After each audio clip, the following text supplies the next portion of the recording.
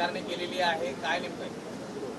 आषाढी वारी सुरू आहे आणि मी नेहमी सांगतो, हे सरकार शेतकरी, कष्टकरी, वारकरी, महिला भगिनी, कामगार, ज्येष्ठ, युवा सगळ्यांचंच आहे आणि त्यामध्ये वारकरी संप्रदाय देखील मोठा आहे।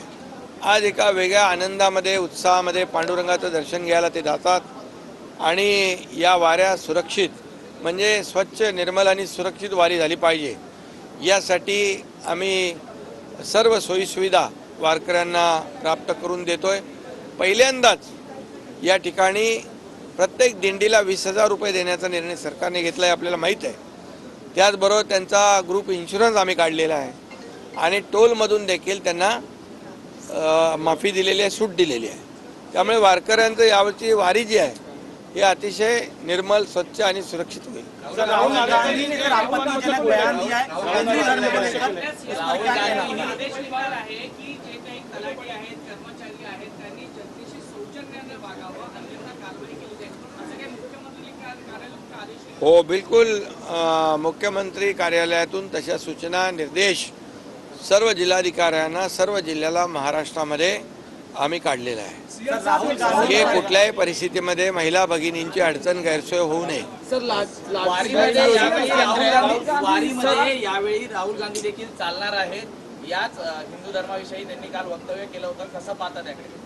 खरं म्हणजे विशिष्ट लोकांना खुश करण्यासाठी राहुल गांधी यांनी जे तमाम हिंदूंचा अपमान केलेला आहे, हिंदू हिंसक आहेत म्हणून असं म्हटलेलं आहे। खरं म्हणजे हिंदू हा सहिष्णू आहे, संयमी आहे आणि कुठल्याही विचाराचा, कुठल्याही पक्षाचा हिंदू राज्यामध्ये नाही, देशामध्ये राहणारा या राहुल गांधींना कधी माफ करणार नाही। कारण तो संयमी, सहिष्णू जरूर आहे, परंतु जेव्हा त्याचा अपमान जो कोणी करेल त्या अपमानाचा सडेतोड बदला आणि उत्तर योग्य वेळी हिंदू समाज या जे आरोप करतायत त्यांना नक्की देईल असा मला विश्वास आहे।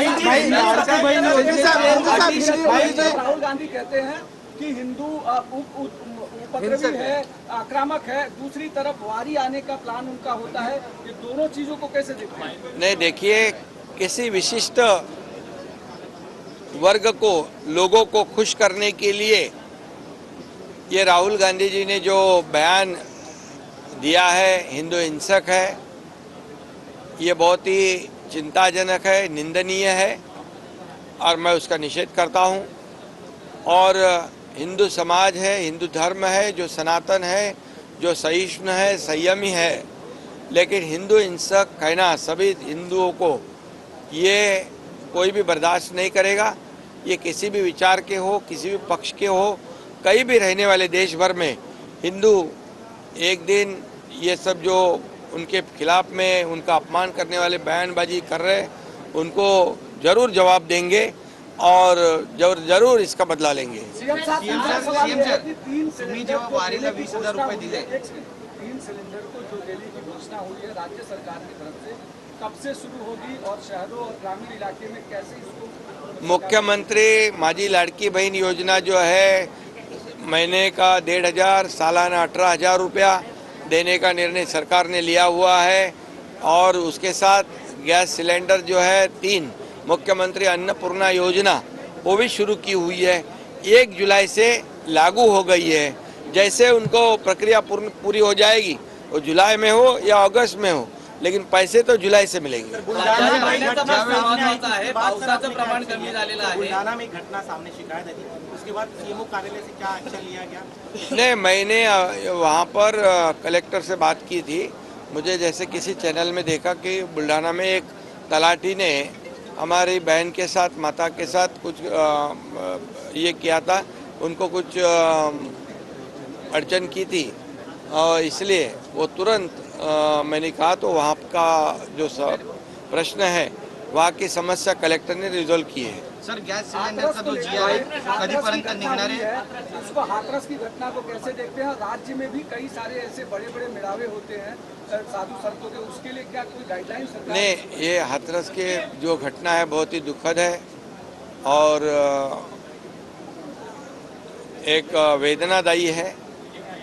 ऐसी घटना दोबारा ना हो इसके लिए ज़रूर है कि सरकार की तरफ से जो ऐसे लोगों को जो लोग इकट्ठा करते हैं उनको एक मार्गदर्शक गाइडलाइन होनी चाहिए।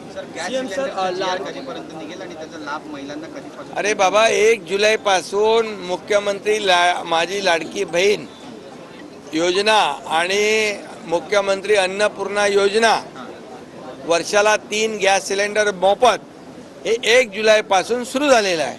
जशी त्यांची प्रक्रिया पूर्ण होईल, जुलैमध्ये झाली, जुलैमधले पैसे मिळतील, जुलैमधले सिलेंडर मिळतील। त्याचबरोबर ऑगस्टमध्ये झाली तर जुलै आणि ऑगस्टचे पैसे मिळतील। त्यामुळे ही 1 जुलैपासून लागू झालेली आहे।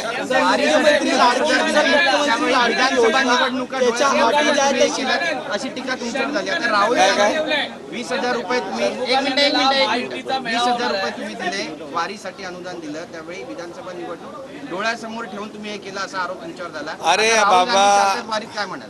वारी आताच आहे ना, आषाढी वारी, आषाढी वारी आहे हे। अरे बाबा, आता त्यांना नवीन मित्र मिळालेत, त्यामुळे त्यांना हे वारकरी जे आहेत हे दुश्मन वाटू लागलेत। म्हणजे आम्ही द्यायला लागलोय, त्यांच्या पोटात दुखायला लागलंय, त्यांनी तर कधी दिले नाहीत। वारकरी खुश आहेत, वारकरी समाधानी आहेत, याचा आनंद आम्हाला आहे। आता विरोधी पक्ष काय बोलतो त्याच्याकडे आम्ही लक्ष देत नाही, आम्ही त्यांच्या आरोपाकडे लक्ष देत नाही, कारण त्यांना हे अनपेक्षित आहे। त्यांना वाटलं नव्हतं की एवढं कसं देणार, एवढं कसं मिळणार, याची आता चिंता करत येतात, त्यांची शोध मोहीम सुरू आहे। पण मी आपल्याला सांगतो, या आम्ही ज्या योजना जाहीर केल्यात त्या योजनांची सर्व तरतूद आम्ही केलेली आहे।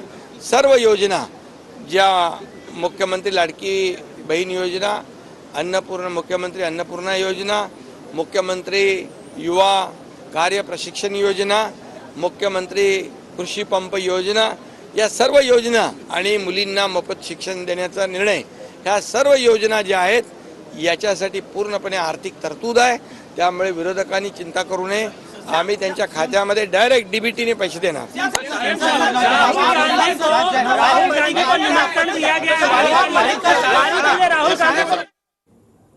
तर विरोधकांच्या आरोपांकडे लक्ष देत नाही असं आता मुख्यमंत्री एकनाथ शिंदे यांनी म्हटलंय। विरोधकांच्या आरोपांकडे आम्ही लक्ष देत नाही, आम्ही काम करत राहतो। लाडकी बहीण योजनेमध्ये महिलांना त्रास होणार नाही, बुलढाण्याच्या तलाठ्यावर निलंबनाची कारवाई करण्यात आल्याची माहिती देखील त्यांनी दिली आहे।